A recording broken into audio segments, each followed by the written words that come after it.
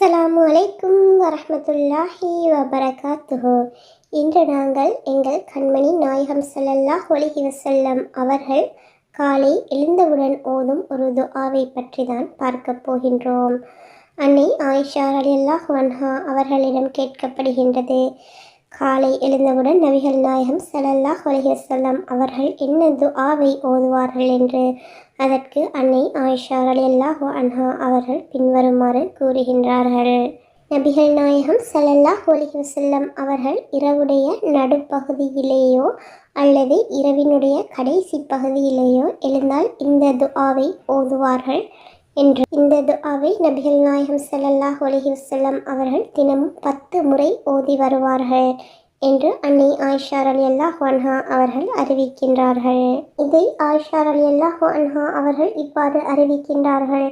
இரவு நேரத்தில் காற்று வேகமாக வீசும் நேரத்தில் நபிகள் நாயகம் ஸல்லல்லாஹு அலைஹி வஸல்லம் அவர்கள் மிகவும் சக்தியோடு இறைவனை வணங்குவதற்காக எழுந்திருப்பார்கள். அந்த நேரத்தில் இந்த துஆவை ஓதுவதற்கு முன்பாக துஆக்கள் அங்கீகரிக்கப்படுவதற்காக சில திக்ருகளை செய்வார்கள்.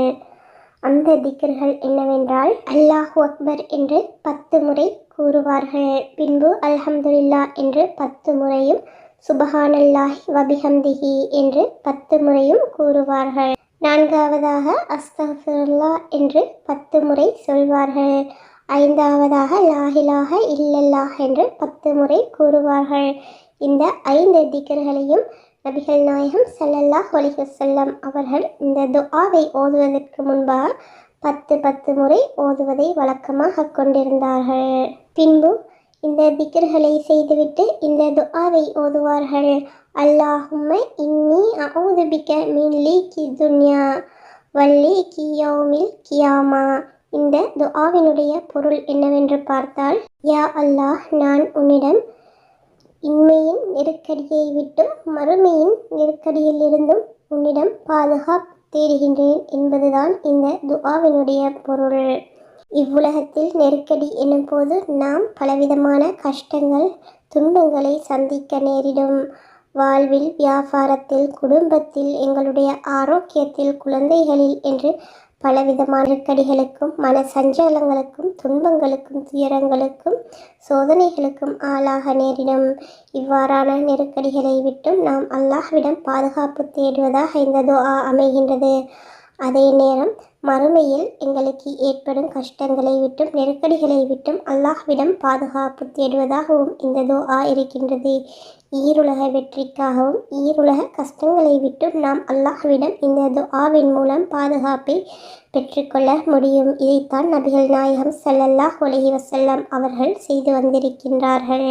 எங்கள் கண்மணி நாயகம் ஸல்லல்லாஹு அலைஹி வஸல்லம் அவர்கள் காலையில் கேட்ட துஆக்கள் அனைத்துமே அல்லாஹ்விடம் பாதுகாப்பை வேண்டும் துஆக்களாகத்தான் காணப்படுகின்றது.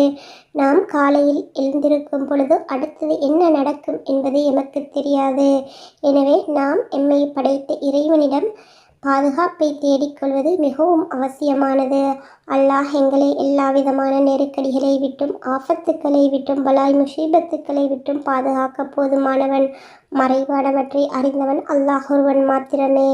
எம்மால் மறைவானவற்றை அறியும் சக்தி எமக்கு இல்லை. ஆகவே நாம் எம்மை படைத்த ரப்பிடம் ஒவ்வொரு நாளுமே எங்களுடைய பாதுகாப்புக்காக கையேந்தி நிற்க வேண்டும்.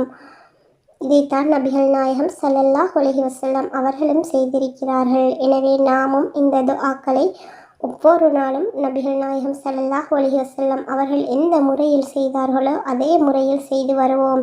இன்ஷா அல்லாஹ், அல்லாவே எங்களுக்கு போதுமானவன்.